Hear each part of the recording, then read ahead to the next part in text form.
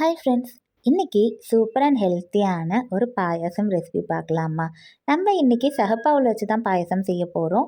So first ஒரு சாஸ்பேனில் 2 class அளவுக்கு full cream milk add பண்ணி நல்லா பாயில் பண்ண வச்சிடலாம். இன் பிட்வீன் ஒரு கடாயில் 2 டேபிள் ஸ்பூன் நெய் ஆட் பண்ணிவிட்டு கொஞ்சமாக கேஷ்யூ நட்டை நல்லா ஃப்ரை பண்ணி தனியாக ஒரு பிளேட்டில் எடுத்து வச்சுக்கோங்க. அதே நெய்யில் மெஷர்மெண்ட் கப்பில் 1 கப் அளவுக்கு சகப்பாவில் சேர்த்து நல்லா ஃப்ரை பண்ணி அதையும் தனியாக ஒரு பிளேட்டில் எடுத்து வச்சுக்கலாம். இப்போ ஒரு சாஸ்பேனில் 1 கிளாஸ் அளவுக்கு தண்ணி ஆட் பண்ணிவிட்டு நம்ம ஃப்ரை பண்ணி வச்சுருந்தோம்ல சகப்பவுல், அதை சேர்த்து நல்லா வேக வச்சுக்கலாம். கையில் எடுத்து பார்த்திங்கனாலே அந்த சகப்பவுல் நல்லா உடையணும்.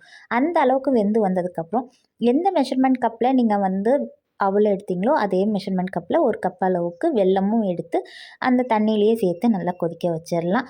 வெல்லம் நல்லா கரைஞ்சதுக்கப்புறம் ஃப்ரை பண்ணி வச்சுருந்த கேஷ்நட் கொஞ்சமாக ஏலக்காய் பொடியும் சேர்த்துக்கலாம். பால் நல்லா கொதி வந்துருச்சு. அது நல்லா ஆறுனதுக்கப்புறம் தான் நம்ம இந்த மிக்ஸோடு சேர்க்கணும். சேர்த்து சர்வ் பண்ணிங்கன்னா சூப்பர் அண்ட் சுவையான ஹெல்த்தியான பாயசம் ரெடி. தேங்க்யூ.